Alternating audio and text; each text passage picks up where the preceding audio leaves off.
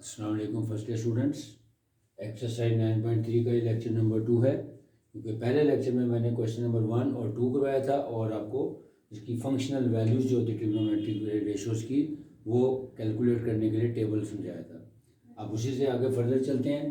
Same table आपने सामने रखना है, क्योंकि पूरी एक्सरसाइज में ये टेबल वैल्यूज़ यूज़ होंगी।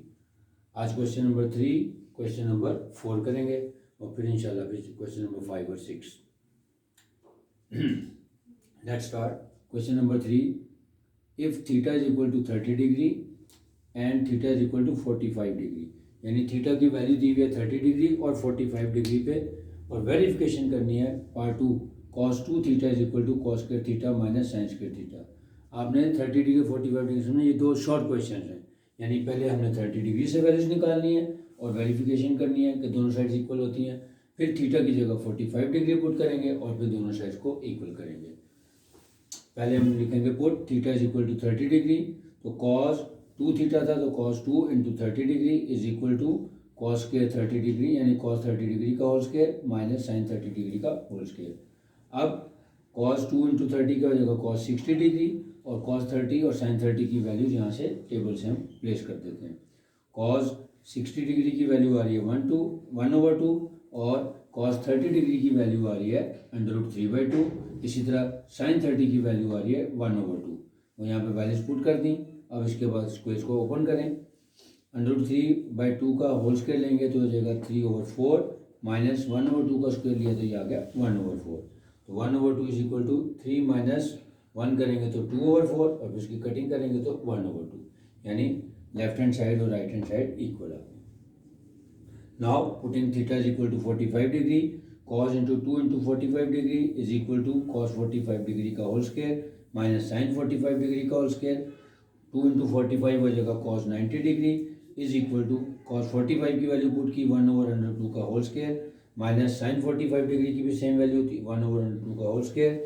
फिर इसको सिंप्लीफाई किया, cos 90 डिग्री की वैल्यू होती है देखें 0, और राइट हैंड साइड पे आएंगे 1/√2 का स्क्वायर लिया तो 1/2 माइनस 1/2, एक पॉजिटिव एक नेगेटिव कैंसिल हो गया तो 0 is equal to 0, hence prove. यानी 30 डिग्री पर भी हमने कैलकुलेट करके देख लिया और फिर 45 डिग्री पर भी। अब इसी क्वेश्चन नंबर 3 का ही पार्ट नंबर 1। पार्ट नंबर 1 मैंने इधर साइड पे किया हुआ, sine 2 theta is equal to 2 sine theta cos theta. अब अगेन पहले थीटा की वैल्यू 30 डिग्री पुट करते हैं। Put theta is equal to 30 degree, sine 2 into 30 degree is equal to 2 sine 30 degree और कॉस 30 डिग्री, यानी जहाँ जहाँ थीटा आ रहा था वहाँ पे हमने 30 डिग्री की वैल्यू पुट कर दी। अब साइन 2 30 60 डिग्री हो गया इज इक्वल टू 2 साइन 30 की डिग्री होती है 1/2 और कॉस 30 डिग्री की है √3/2। इसको सिंप्लीफाई किया, साइन 60 डिग्री की वैल्यू आ गई √3/2, और फिर जब यहाँ से हमने कटिंग की, ये देखें 2 1 2 2 1 2, यहाँ से बच गया √3/2। लेफ्ट और राइट साइड दोनों इक्वल आ गए। Now putting theta is equal to 45 degree, sine 2 into 45 degree is equal to 2 sine 45 degree cos 45 degree. Place की वैल्यूज, तो ये 245 से 90 डिग्री हो गया is equal to 2 into sine 45 और कॉस 45 की वैल्यू सेम होती है, यानी 1/2 इंटू 1/2। साइन 90 डिग्री की वैल्यू होती है 1। जब हमने इसको सिंप्लीफाई किया ये आ गया 2/2 दैट इज इक्वल टू 1, यानी चाहे 30 डिग्री पे भी दोनों साइड्स इक्वल आ गई और 45 डिग्री पे भी। फिर इसी क्वेश्चन का part number 5, tan 2 theta is equal to 2 tan theta over 1 minus tan square theta. पहले again put theta is equal to 30 degree, तो tan into 2 into 30 degree is equal to 2 tan 30 degree over 1 minus tan 30 degree का whole square. अब देखें tan 30 degree की value आ रही है 1/√3। Values put कर दें, पहले 2 30 60 डिग्री हो गया और इधर 2 tan 30 डिग्री की वैल्यू आ गई 1/√3 डिवाइडेड बाय 1 माइनस 1/√3 का होल स्क्वायर। tan 60 डिग्री की वैल्यू देखें, ये tan 60 डिग्री की वैल्यू आ रही है √3, ये लेफ्ट हैंड साइड में √3 आ गया। अब इसको सिंप्लीफाई करें, अगेन फ्रैक्शन के ऊपर फ्रैक्शन है तो आपको हमेशा बताया कि जब भी फ्रैक्शन पे फ्रैक्शन आ जाए तो डिवीजन का साइन करके उसको सेग्रीगेट कर लें और बाद में रेसिप्रोकल लेके आसानी से कटिंग कर लें। तो tan 60 डिग्री की वैल्यू आ गई √3, इधर आ गई वैल्यू 2 इंटू 1/√3 के अंदर 2/√3। अब डिवीजन का साइन डाला है ताकि ये सेपरेट हो जाए, ये आ गया 1 माइनस 1/3 का होल स्क्वायर लिया तो -1/3 आ गया। अब देखिए आसान हो जाएगा, लेफ्ट हैंड साइड पर आ गया √3 is equal to 2/√3 divided by 1 minus 1/3 का आंसर आ गया 2/3। कैलकुलेटर भी कर सकते हैं और एलसीएम भी ले सकते हैं। अब इसका रेसिप्रोकल लिया 2/√3 मल्टीप्लाइड बाई 3/2। अब ये 2 और 2 की कटिंग हो गई, अब बच गया हमारे पास 3/√3। अभी कल मैंने आपको जो पहले लेक्चर में बताया था कि इसमें सर्च के रूल्स आपने लगाना है, क्योंकि ऊपर 3 है नीचे √3 है, सेम नंबर है, एक ओपन है और एक रेडिकल में है, तो जो ओपन है उसको 2 दफ़ा रेडिकल में लिख लेंगे। √3 इंटू √3 डिवाइडेड बाई √3, एक √3 और √3 आपस में कैंसिल हो गया। जब भी कैंसिल करें तो 1 साथ लिखें। इसका मतलब देखें √3 इज इक्वल टू √3, यानी left hand side is equal to right hand side.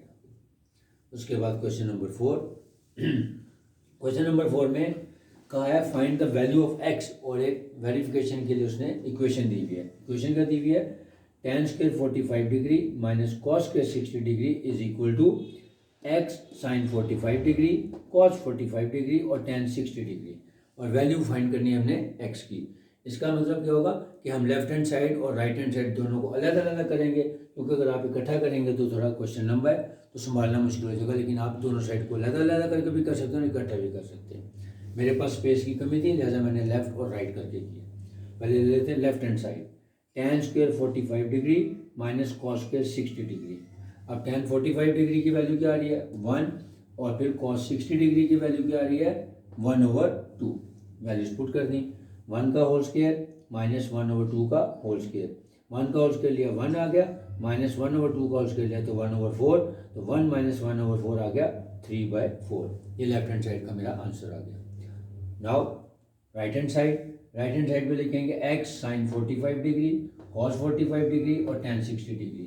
Values put की टेबल से देख के, x sin 45 की डिग्री आ गई 1/2, cos 45 की डिग्री आ गई 1/√2, और सॉरी sin 45 और cos 45 डिग्री की दोनों की वैल्यू सेम होती है, यानी 1/√2 डॉट 1/√2 डॉट भी लगा सकते हैं, मल्टीप्लाई का साइन भी लगा सकते हैं और ब्रैकेट भी लगा सकते हैं, और tan 60 डिग्री की वैल्यू आ गई √3। अब इन तीनों को मल्टीप्लाई कर दें, जब मल्टीप्लाई करेंगे √3 को 1 से मल्टीप्लाई किया √3 आ गया, और √2 को √2 से मल्टीप्लाई किया 2 आ गया, क्योंकि √2 का स्क्वायर इज इक्वल टू 2, लिहाजा वैल्यू आ गई x इंटू √3/2। अब लेफ्ट हैंड साइड का भी आंसर आ गया हमारे पास 3/4, और राइट हैंड साइड का आंसर आया x इंटू √3/2। अब दोनों को इक्वल पुट कर दें, क्योंकि लेफ्ट हैंड साइड और राइट हैंड साइड इक्वल दी हुई थी। नाउ ये लेफ्ट हैंड साइड का आंसर आ गया 3/4 is equal to x into √3/2। अब यहाँ से x की वैल्यू आराम से निकाली जा सकती है, आपको पता है, इसको क्रॉस प्रोडक्ट के जरिए भी कर सकते हैं, और आसान तरीका यह है कि जिस चीज़ की वैल्यू फाइंड करने का उसके साथ फ्रैक्शन है, उस पूरे फ्रैक्शन को दूसरी तरफ ट्रांसफर कर दें, उसका रेसिप्रोकल ले लें। x is equal to 3/4 multiplied by 2/√3 आ गया, 2 1 ज़ा 2, 2 2 ज़ा 4, यानी आंसर आ गया हमारे पास 3/2√3। अब अगेन ऊपर 3 है और नीचे √3 है, एक ओपन है और एक रेडिकल में है, तो ओपन वाले को 2 दफ़ा रेडिकल फॉर्म में लिख लें। उसको लिखेंगे √3 इंटू √3 डिवाइडेड बाई 2/√3, तो एक √3 से कैंसिल हो जाएगा, तो बाकी जो बचेगा √3/2। अब आपने देखा कि अगेन अगर ये आपको टेबल बनाने का तरीका आता हो, टेबल की वैल्यूज गिवन हो, तो जस्ट सिंपल अलजेब्रिक मैनिपुलेशन से हम ट्रिग्नोमेट्री के सारे क्वेश्चन को आराम से सॉल्व कर सकते हैं। रिवाइज करवा देता हूँ कि टेबल आपने अच्छे तरीके से बना लेना है। उसके बाद जो भी वैल्यूज दी हुई है क्वेश्चन नंबर 3 में, theta is equal to 30 degree और 45 डिग्री, यानी बारी बारी उसको ट्राई करना है।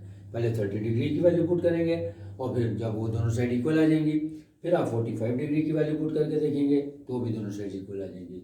क्वेश्चन नंबर 3 का पार्ट नंबर मैंने 2 भी करवा दिया आपको, पार्ट नंबर 5 करा दिया, पार्ट नंबर 1 करवा दिया, और जो क्वेश्चन नंबर 4 है उसकी लेफ्ट हैंड साइड और राइट हैंड साइड लेके अलग अलग किया, लेकिन अगेन सब क्वेश्चन में टेबल वैल्यू ही सारी मैटर करती थी। टेबल वैल्यूज को पुट किया और ध्यान से उसकी अलजेब्रिक मैनिपुलेशन की, तो दोनों साइड्स इक्वल आ जाएंगी। अब इंशाल्लाह एक्सरसाइज का क्वेश्चन नंबर 5 और 6 रह गया, वो इंशाल्लाह नेक्स्ट लेक्चर में आपको वो भी करवा दूंगा, और फिर उसके बाद 3.4 की तरफ चलेंगे। Hope you understand.